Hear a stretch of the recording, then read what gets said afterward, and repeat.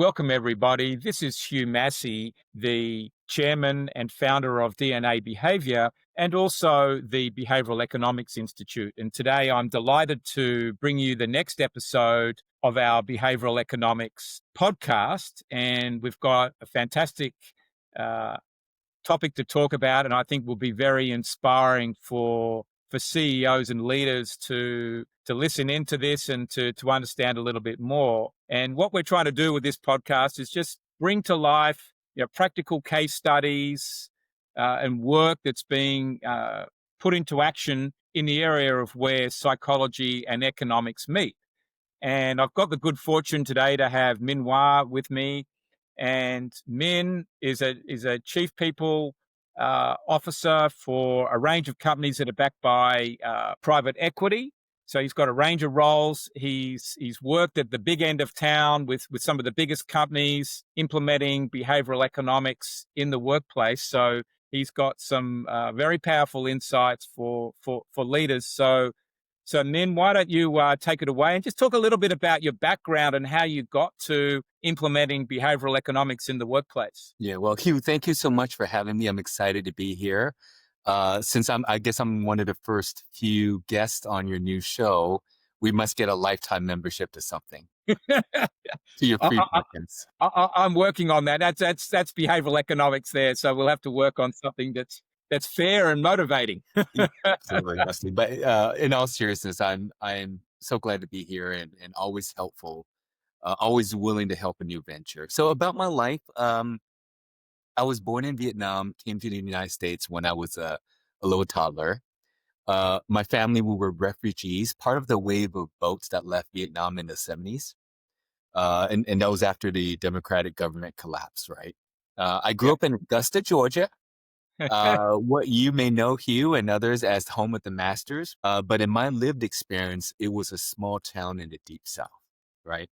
In the 80s and 90s, the Deep South was not a very diverse place. It didn't have many opportunities. I think that experience of an outsider shaped how I today think about decisions, policies, and behavior. I just had a very interesting, through the looking glass view of America and humanity, so to speak, right? My first job was with Goodwill Industries. It was a nonprofit. The funny thing, I look back, this was the 90s. My first salary here was a whopping $21,000 a year. And I thought I was rich until I had to pay rent. And then math is math until you have to pay rent, and then it feels different, right? Yeah. Yeah, it's interesting. It reminds me of my first salary in 1986 at Arthur Anderson being 17,500. Wow. And I performed well in the interview, so I got $500 more than most of them. And I thought, well, that's fantastic. $500 more for doing a good interview. Yes. And working consulting firm as a junior associate, you would probably work in 50, 60 hours a week. Oh, at least. Yeah. Yeah. How times have changed. Yeah, times changed a lot. Yeah. So, I started a nonprofit. My career took me through the General Electric Company, JP Morgan, Amazon, and I'm here with you today. So it's a great story because you've learned a lot about life, having to move country in difficult circumstances, see how America works at all ends of America. But let's talk about uh, behavioral economics and pay practices, because that's really the theme today. And I know you've done a lot of work on it. And so maybe if you just want to sort of start at the high level, how you've approached that in the workplace, because it's always a very thorny matter to be dealing with. Yeah. And sometimes the term behavioral economics might be not very constructive. It's really about understanding, right? So to me, behavioral economics is about the pursuit of understanding how people process information and make decisions. That's all. It's being curious and being a little bit more scientific versus having biases or using your gut feel, right? So that's really what behavioral economics is about. I use it in some form every day, and it makes a meaningful difference here in small ways and big ways. Let me give you an example.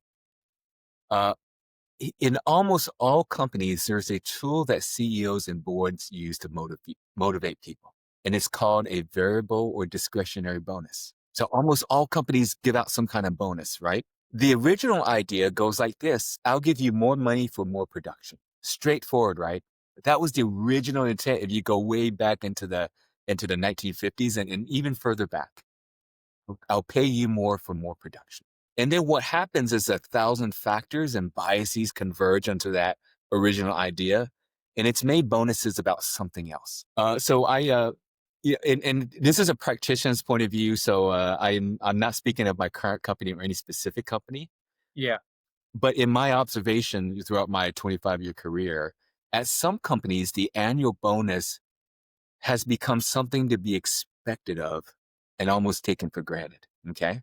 So, Hugh, if you feel something is 95% likely to happen, whether that statistical probability is accurate or not doesn't matter. What happens is that bonus money no longer feels at risk and no longer drives the extra bit of performance that it's supposed to do. So, in behavioral economics, we call this hedonic adaptation. And through that hedonic adaptation, the annual bonus becomes more demotivational than motivational. Because if I take something for granted and it becomes a bit of a hygiene effect, it's more likely to be demotivational because I wasn't happy with the amount versus, man, I'm just happy to get anything above zero or to get a fair pay for the little extra I gave.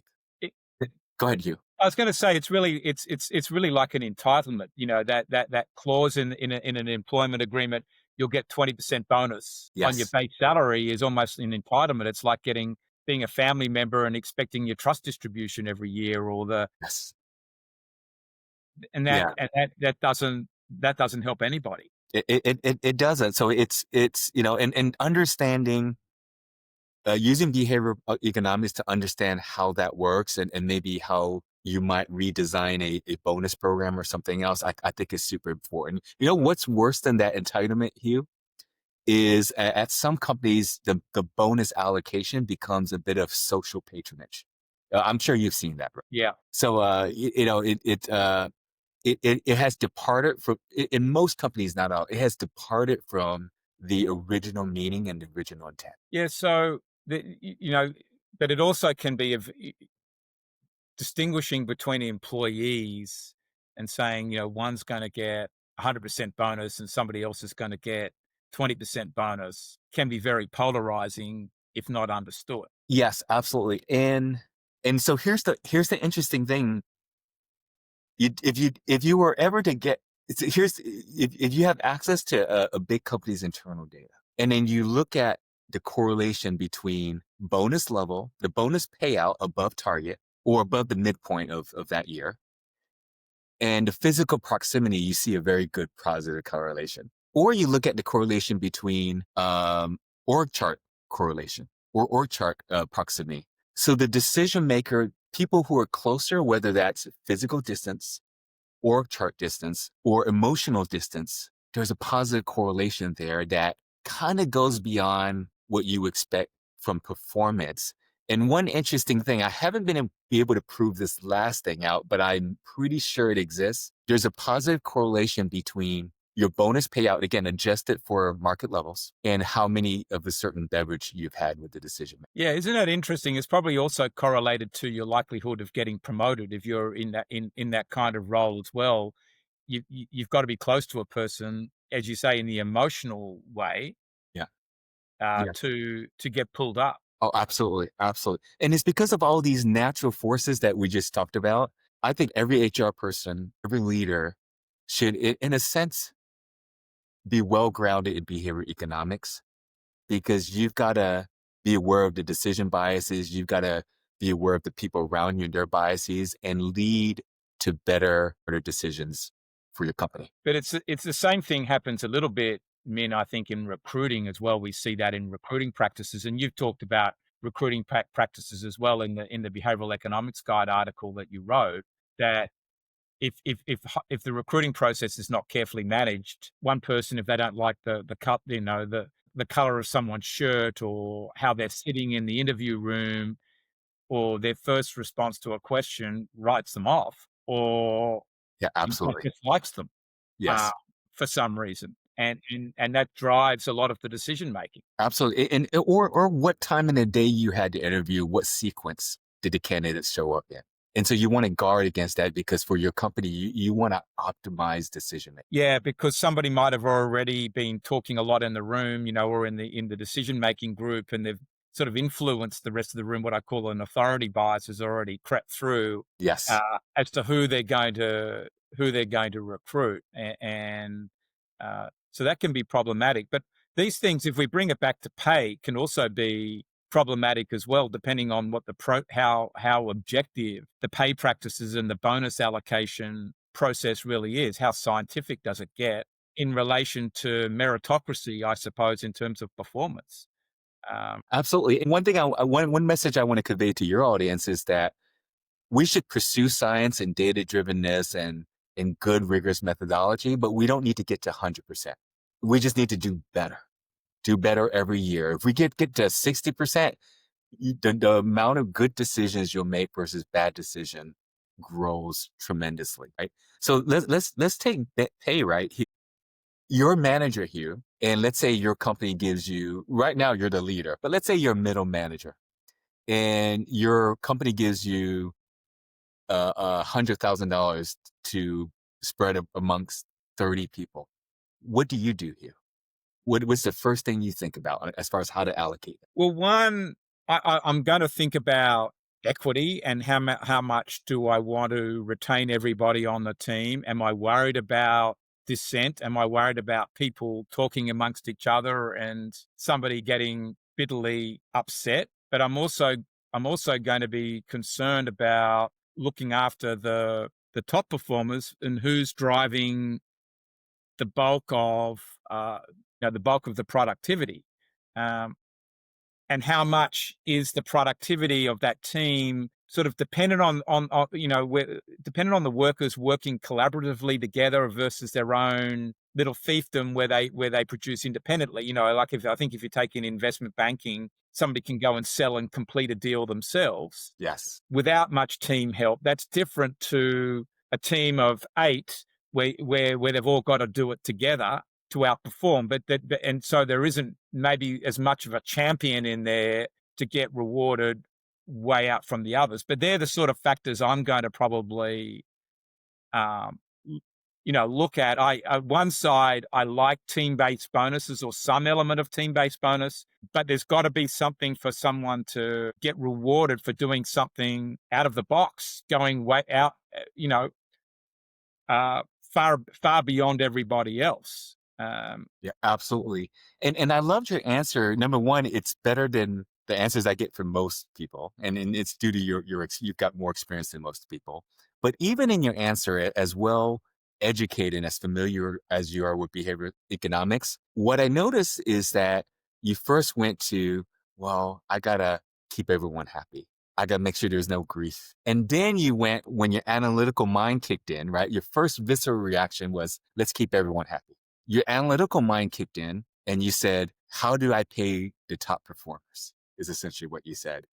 And that is emblematic of how things work in the real world. In a lot of compensation specialists, HR people, executives, we will create a policy and we'll pretend humans will act like robots when they're not. And so we've got to design bonus programs that recognize, well, that's the emotional reaction and that's the analytical reaction. So how do we merge the two in a constructive way? Yeah, and I think that I look at business differently than I did when I was at Arthur Anderson, which was very much just numbers and Yes. analytical. Yes. Today, I look at it because I am in the people business like you are. Humans are unique. Yes. They need to be treated uniquely and recognized Absolutely. uniquely for performance. But you've also got a dynamic in businesses, I think, in building the culture to ensure that results and relationships are managed. Um, and so the relationship culture that's inside the business needs to be fostered enough, and the people overall need to feel looked after well enough. Um, but on the other side, we've got to get results, and nobody can be a passenger in that. So that's sort of how I look at it. That's probably why you sort of saw me Yes, dodging around both sides. But I think it also depends on the culture of the particular business, Min, is how I would approach it. absolutely. An investment bank or that type of organization, I'm going to be a lot more focused on the results side and not really worry about feelings so much. It's a tougher place as opposed to where it's a very team orientated uh, setup where it's a group having to achieve a goal. Then one's got to be a little bit more careful. Yeah, absolutely. Let me give you an example. At one of my prior companies, we needed to increase differentiation, but we didn't think it was an algorithm. We didn't think it was a formula. We didn't think from corporate or from the central office, we could like calculate a few things and say, here's the right bonus level for everyone. Because at the end of the day, I believe, as much as I love data and science, I believe at corporate, you will more likely make poor decisions than the people in the field. And so our job in corporate or at headquarters is to create the situation for the people in the field to make the right mental calculation as close as humanly possible. Okay. So what we did at one of my previous companies is we wanted to get, here was our goal. We wanted top performers to get a much larger bonus than average performers. Yeah. Just simply put, okay? So we set out to solve this problem by studying the hard data, performance scorecards, etc. We strove to understand how the system worked in practice, right? Which includes, the social hierarchy, social norms, how managers made decisions. And then where we landed was we created an incentive for those decision makers in the field to make the optimal bonus allocation. So instead of me pretending like most companies do today and say, you must do this, and I'll pretend to listen, right? Instead of me pretending I know better and saying, here's what you need to pay them, we set out to create incentives that says, listen, if you make decisions that optimize this goal of the company, you'll get rewarded.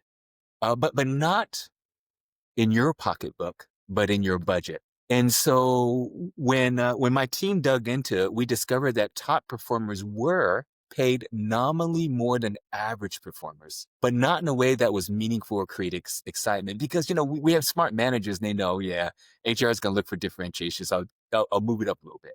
So you had nominal differentiation, possibly statistically significant differentiation, but not clinically relevant or clinically meaningful differentiate. So we saw that, and then we talked to the leadership team, and we designed a incentive that was very simple. It basically said, if you spend your bonus budget, we're going to let you make the decision. If you spend your bonus budget in a way that creates more differentiation, you will get more budget immediately to give even more to your top performers. So suddenly, instead of HR or a higher manager nagging at a frontline manager, hey, differentiate more, we just laid out the incentive. And it was beautiful. It worked. Differentiation increased dramatically. Retention of top performers increased. Satisfaction scores of employees went up. And surprisingly, this was the biggest surprise, overall retention, even of average performers, didn't drop. So that's an example. Yeah, I think it's a very interesting example where you've managed to get a bit more scientific, but really what you've done is driven it through the team managers to make good decisions, and in terms of how they, in a way, invest in their people and the right people to perform.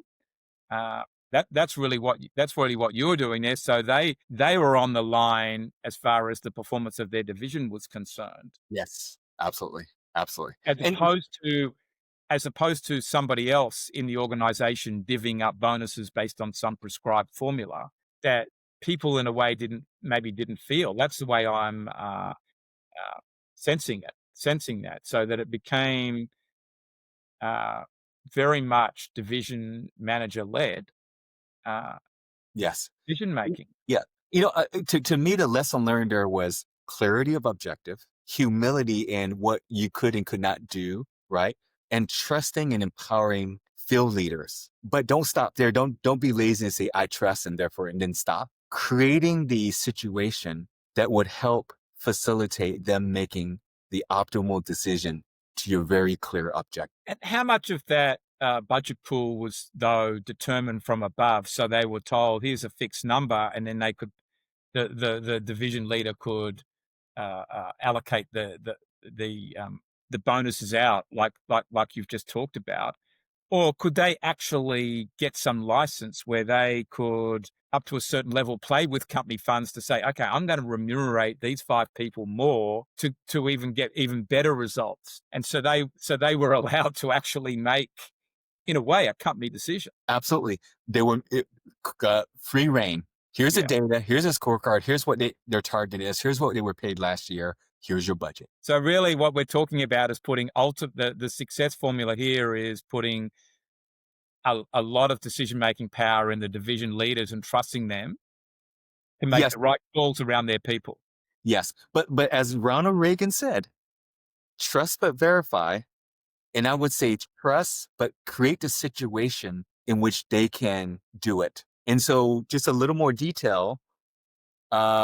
We said if you create more differentiation than last year, so we had a measurement for differentiation. So let's say, Hugh, you've got 100 people in your division. And let's say you created 300 grand in more differentiation dollars for your top performers. We handed you 900,000 new dollars, 3 for 1. And then you were able to go there and really make your top performers excited. Yeah, yeah. Yep. But you got to decide how you did. You got to decide how to use the $900,000. Correct. Absolutely. Absolutely. Yeah. So again, and again, if we take a step back in behavior economics, people misunderstand, at least in the everyday application, it's less than 50% science and data. The problem is right now, without the discipline, it's 5-10% science and data, right? If we could get that to 30% science and data, and the remaining 70% is about understanding how things really work and working through those natural systems with your science and data to shape that behavior. That to me is behavior economics. Yeah, I think that, well, this is probably a different conversation, but you're emphasizing data there and being able to use data a lot more in the decisions, which also helps with transparency in the decisions as well, rather than it just being something that's done that's a little bit more closed and it's intuitive. And I think that's intuitive only is problematic. We all think as leaders that our intuition is sacred and better than everybody else's, but it's actually quite flawed. To some degree, data is what makes the intuition better, is the way I would put it.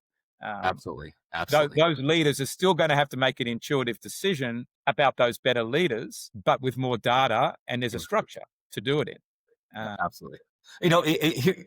Someone asked me, Min, if you could get like 100 scores of every candidate and just pick the highest score and hire that person, would you do that? I said, no.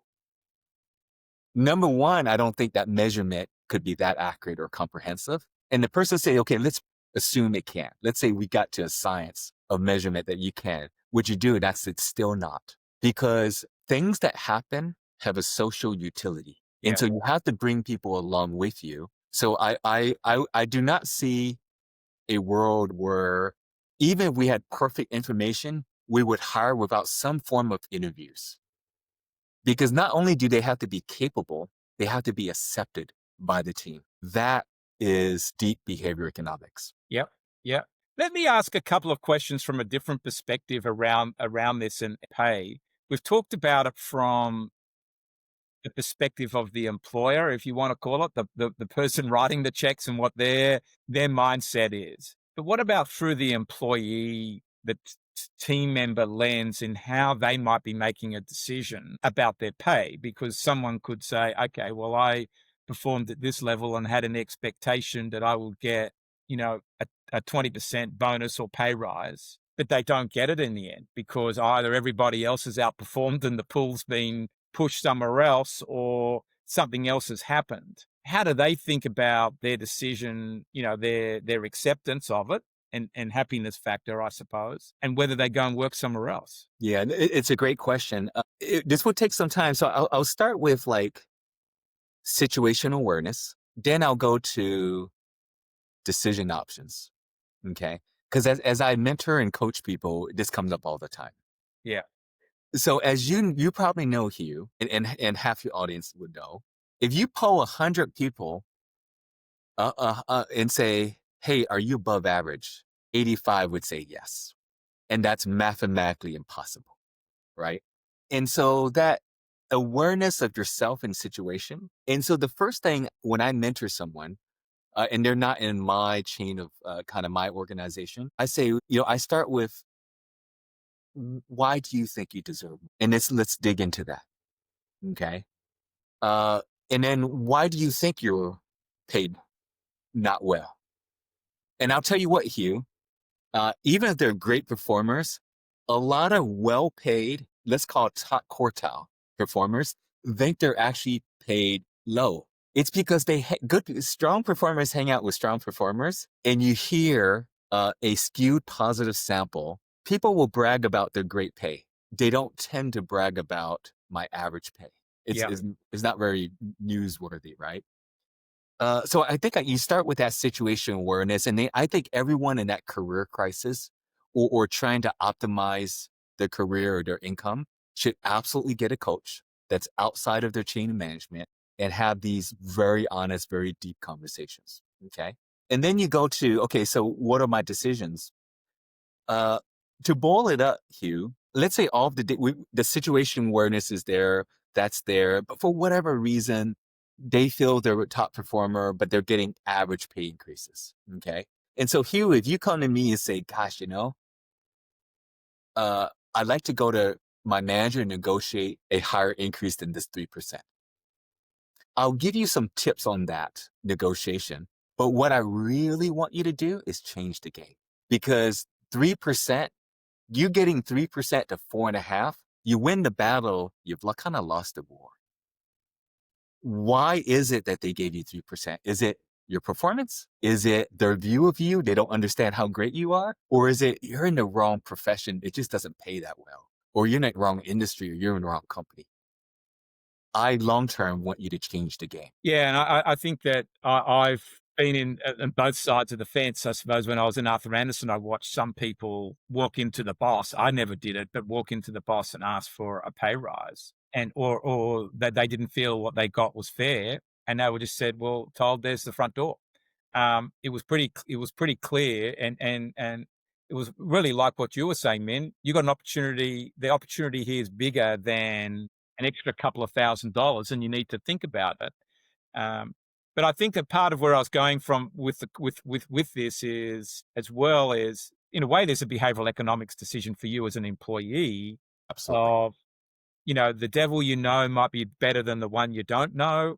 Um, what are the values like if you go to work in a competitor? Is it really going to be any better? Is your long-term remuneration opportunities better? I think there's a risk reward decision you've got to calculate there, or apply the loss aversion prospect theory type calculations. Exactly. Do that, and in a way, I think you'd have to be going to a much better working environment somewhere else, and way better pay is probably going to be in another profession to bother making a sideways move. uh, you know, and then you've got to, as you say, you've got to look at your own performance, and are you shaping up?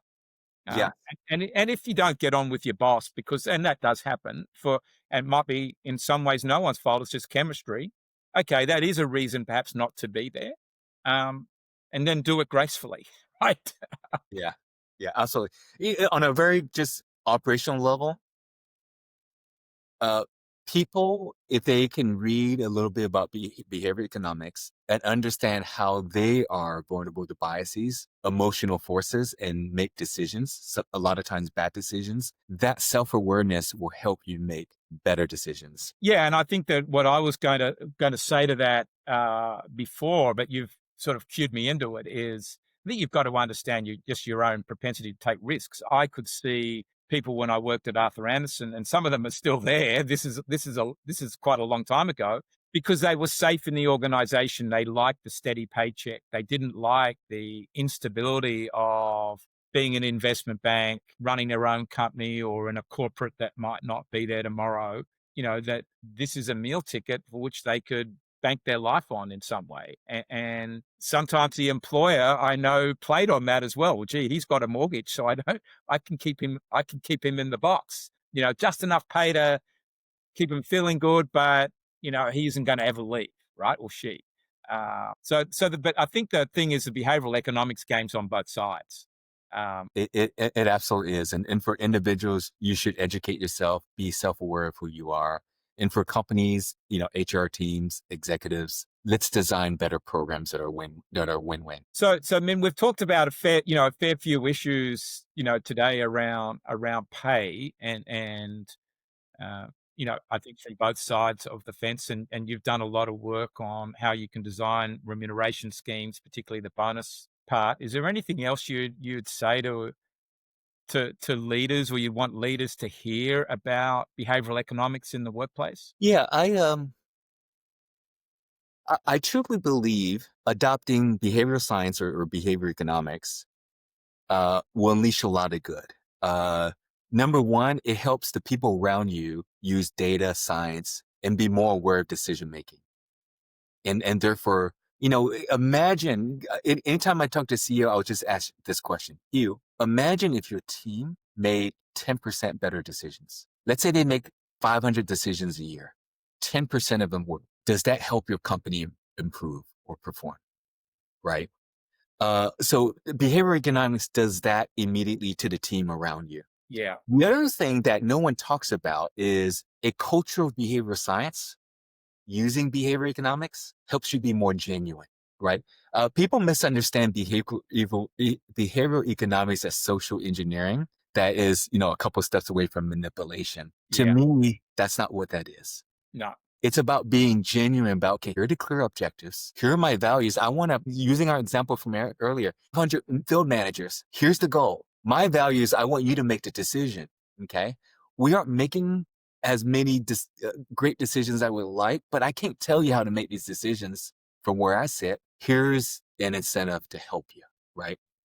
And so when we use more data, when we use more science, we can actually have more genuine conversations with the people in our company. yeah. Because I think that the key point in there, way I look at that is that the data provides more transparency Yes, if it's used the right way, and it's the right data that's leading, and it will be the right data if it's leading to better decisions. And it's really people who are fear based are going to be thinking this is manipulation.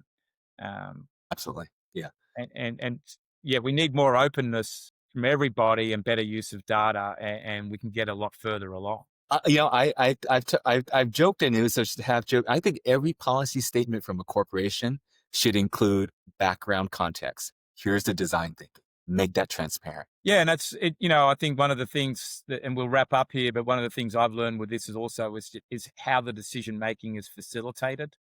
If there's too much groupthink before people come to a conclusion, that can be a problem too. So there's a lot of training, I think, for organizations to do this well. But as you say, if you can make 10% better decisions, what's that mean to the bottom line? It's a big number. It is absolutely you. So, Min, thank you very much. I've really enjoyed this conversation, and it's been eye-opening just to explore behavioral economics in relation to pay practices. But pay is a big part of retention, employee culture, and these are the big topics today for people, culture leaders and CEOs to address. Yeah. No, it's a pleasure. A great conversation, Hugh. I'd encourage your audience. I'd love to learn from your audience too. Uh, Please let your audience know. Feel free to reach out, whether by email or LinkedIn. I'd love to hear their ideas, and I'm happy to share my perspective if they're dealing with something along the lines of behavior economics in the workplace. Absolutely. You and I are going to be talking a lot more about this topic. All right. Thank you.